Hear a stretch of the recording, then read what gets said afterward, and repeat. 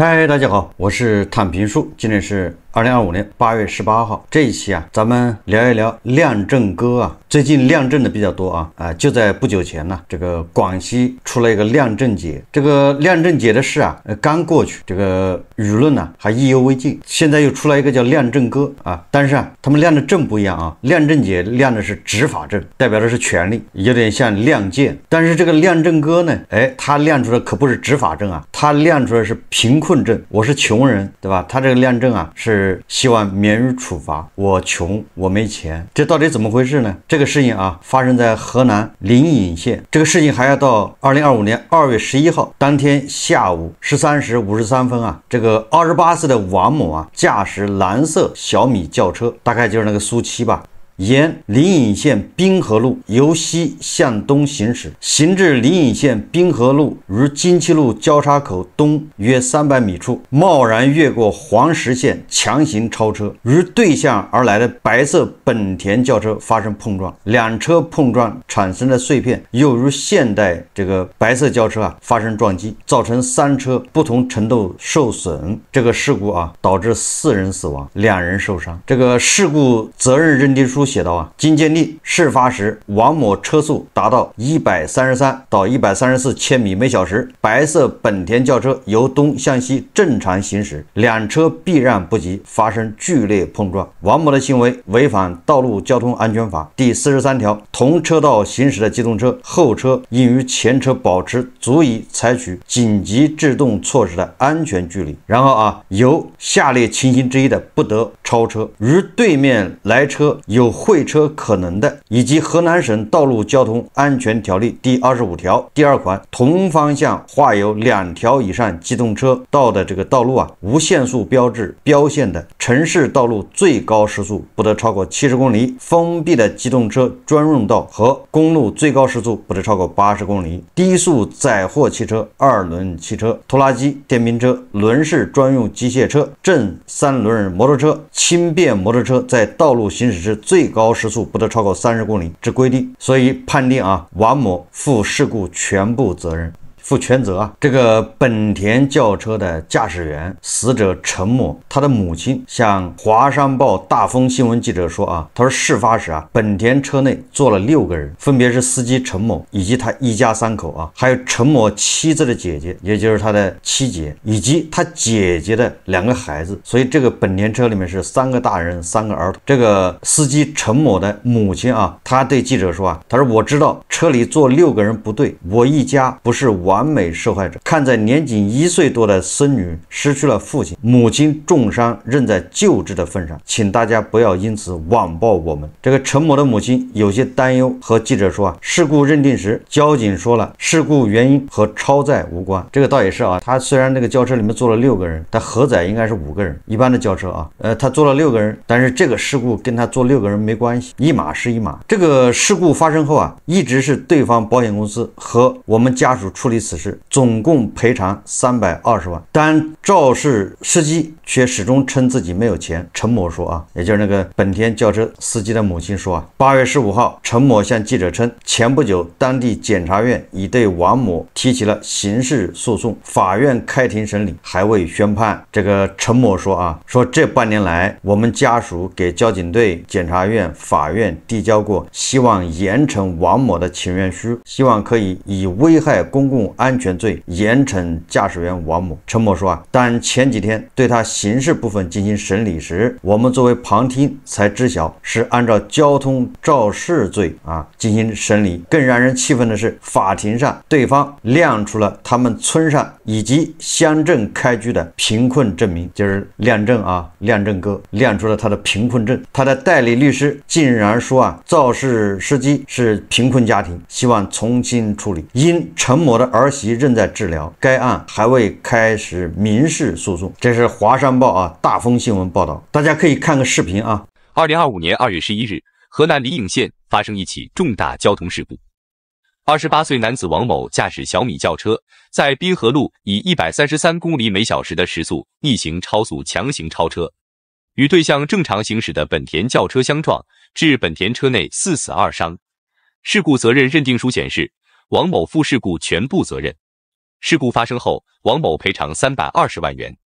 然而，在庭审中，他却出示贫困证明，请求从轻处理，引发死者家属强烈不满。目前，案件已开庭，尚未宣判。此事件引发网友热议，有网友认为，无论家庭经济状况如何，都不应成为减轻罪责的理由。也有网友对死者家属表示同情，希望法律能给他们一个公正的交代。律师赵良善指出，王某的行为构成交通肇事罪，还是以危险方法危害公共安全罪，关键在于其主观心态。交通肇事罪是过失犯罪，而以危险方法危害公共安全罪是故意犯罪，两者的量刑标准也不同。这场悲剧再次敲响了交通安全的警钟，驾驶者应时刻遵守交通规则，珍爱生命，切勿超速逆行。对于此类严重违反交通法规的行为，法律也应严格惩处，以维护社会的公平正义和公共安全。首先啊，这个受害者家属啊，他们希望是按照这个危害公共安全罪严惩驾驶员王某。我以我这个仅有的一点法律常识我来判断我觉得如果是危害公共安全罪恐怕够不上，他这个恐怕还只能是叫交通肇事罪，因为这种在那个没有隔离的这种省道或者是国道，对吧？或者就是乡村道路城市道路然后这种这个在咱们通俗说法叫借道超车嘛，对吧？要借对向的道，要越过黄线借对向的道来超车，这个也是经常发生的。所以说你要说他主观上他要干这个事，对吧？要造成这个社会危害，这个显然证据也不足。所以说就我个人认为危害公共安全罪这个恐怕够不上，就是交通肇事罪但是对吧？你既然这造成了这样的后果，你只能承担你说你亮出个贫困证，这叫啥事呢？对吧？这亮证哥现在动不动就亮证，这个社会咋了？对吧？亮执法证，对吧？这彰显权利。这个亮贫困证彰显，对吧？我弱我有理，对吧？你们都得给我让点路，我弱我就可以不赔钱，少赔，我没钱。还有，对吧？前不久那个什么南昌是吧？一个精神病的吧，就跟一个19岁的大学生要人家的微信，人家不给他，然后就残忍的把人家杀害。完了之后他也亮证，精神病证。看着这个社会，对吧？你要不办个证在身上，你还没办法在这个社会上混呢。这个王某这个肇事司机我分析我推断只能说明他家庭不富裕。如果他的家庭很富裕，对吧？那当地的村里面，当地的这个乡镇恐怕也不敢给他开这种贫困证明那就说明他家反正肯定不富裕。然后呢，这个你要从别的角度去说，也能够得上贫困，对吧？什么生病的爷爷对吧？酗酒的父亲失学的弟弟反正总之你扯吧，就是我们能得出结论，就是以我对这个国情的了解我估计他们家就是不富裕贫困也谈不上毕竟咱们这个叫什么扶贫，对吧？咱们贫困已经消灭了，难道他们家是返贫吗？对吧？咱们应该几年前这个贫困就已经消灭了所以这里面咱们就要聊一聊这个小米汽车。我看网上有人说这都是半年前的事了，这网上很多媒体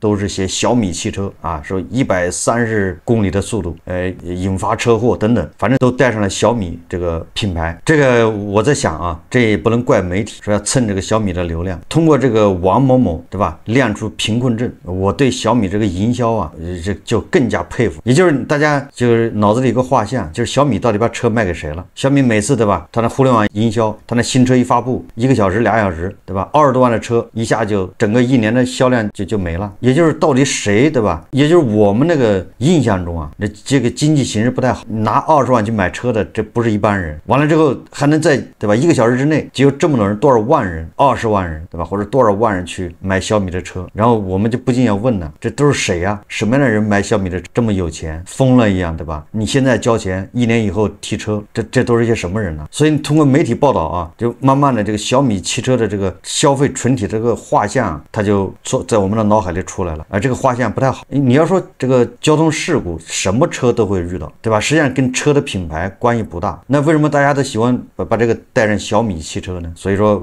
怎么说还是它这个互联网营销这叫反噬，对吧？你占这个互联网营销的便宜，那你也得付出这个互联网营销的代价。这个无论是柴油车还是电车，那都会出事故，而且都会各种恶性事故都有，也无论什么品牌。但是大家为什么把小米米要捎带上呢？所以至少我的印象里面啊，就是媒体报道啊，就我感觉小米的这个用户啊，心智似乎是不成熟啊。大家还记得吧？那个小米那个叫什么崩直线那个，对吧？他跑到一个什么摩托车群里面吧，在里面要跟人家崩直线，结果觉得自己受到了侮辱，然后直接把人崩人去了，那个惨案，对吧？大家还记得这个今年3月份，在这个安徽这个铜陵，对吧？高速上面3个女大学生出了惨祸，但多少他是深信了这个小米的这个宣传，把辅助驾驶，对吧？当成了可以脱手，对吧？可以不管，实际上那是辅助智能驾驶，也就是啊，小米的这种互联网营销，它打动的这个消费群体啊，都是一些什么人？就多少是心智不太成熟的，对吧？小米公关部门那也可以说这是你们媒体或者是自媒体的偏见，但是啊，如果你这个小米汽车的这个消费者啊，只是一个偶尔的出现这个问题，大家还能理解。你接二连三的出现这种事情，那大家就不能不，对吧？去找原因，去聚焦啊，那是你的营销出问题了，就是你这种互联网营销，对吧？你的这种小米汽车品牌，你的文化正好就对了这些人的口味，对吧？这些人就为了小米汽车，他可以贷款。哎，这个王某他家里不富裕啊，小米这个苏七得20多万吧，就是你能通过互联网营销忽悠这种他本来买不起这个车的人，他的贷款去买这个车，他的家庭不富裕，甚至是贫困家庭，他要去买这个苏七，对吧？这个到底是该高兴还是该悲伤呢？高兴什么意思呢？高兴不就是刺激消费吗？你看看，对吧？你这样人他对未来很有期望啊，要不然怎么敢贷款去买车呢？对吧？他贫困家庭啊，他敢消费买这个苏七，这个不就是为经济做贡献吗？对吧？总比那些有钱人把钱往银行存又不消费，不响应国家号召，对吧？人家你看条件这么差，对吧？随时就能拿出贫困证明的，都愿意去买苏七消费，这不就是以实际行动嘛，来响应政府的号召嘛，来支持经济嘛，没毛病。但是悲哀的是什么呢？他有什么抗风险能力呢？悲哀的是一旦出了事，对吧？他就拿出了他的贫困证，对吧？贫困证，对吧？亮出这个证就是他的护身符。所以说啊，这个小米汽车这个互联网营销啊，真的是应该好好的去检讨小米汽车的文化，应该好好的审视一，对吧？你不能忽悠这些心智不全的，赚钱这个要有底线的，对吧？这个跟小米汽车质量是关系不大，对吧？纯粹跟这个开车的人有关系。但是为什么小米汽车就总是招这些人喜欢呢？这就是问题。借道这个超车啊，本来就很危险，他还以这个130的这个速度啊，这个高速上130都是超速啊，你就不要说这个县道什么国道，太惨了。所以我对这个小米的这个营销啊，那绝对是再高看一眼啊，就是佩服的是五体投地啊。就是他通过这个营销，他可以让贫困户花20万去买车，请问哪个品牌能做得到？还有网友说了啊，不着调的网友啊，他说怪不得啊美的啊，对吧？他不承认咱们是发展中国家了，对吧？大家还记得吧？好像是去年还是前年，美的他不认可咱们是发展中国家，后来我们正能量，对吧？都骂美的啊。你要这么看的话，你不能怪美的啊，对吧？你贫困户都能开20多万的车啊，对吧？你这贫困户的标准都已经超过人家这个美国的中产，对吧？那你怎么好意思说自己是发展中国家呢？但是也有人说了啊，就是因为这个媒体报道它并不这个全面，也就是说，是不是这个车跟这个开车的人不对吧？这车主不是开车这个人，有没有可能？但是我想啊，如果他真的是贫困户，那他学驾照，对吧？这玩意也不符合逻辑啊，也不好解释啊。这个咱们这个贫困户认定标准呢，年人均纯收入低于2300元一年啊，那他拿什么钱去学的驾照呢？第二个，如果他真是贫困户，他怎么敢去开这个车呢？对吧？人家这车20多万的新车，你去开蹭着了，都得赔钱呢。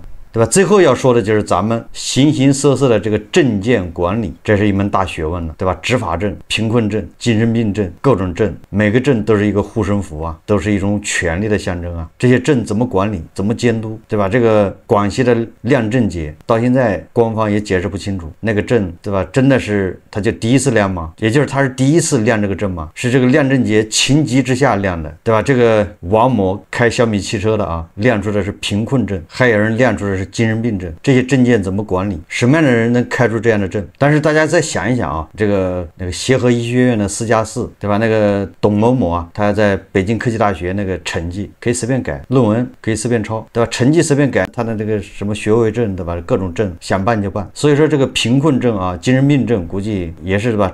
找人啊，都不需要找特厉害的人，县官不如县管，通融一下就能办下来。好，这期节目啊，咱们就聊到这里，感谢大家收看。如果喜欢我的节目，欢迎订阅、转发，也可以在下方留言评论，谢谢大家。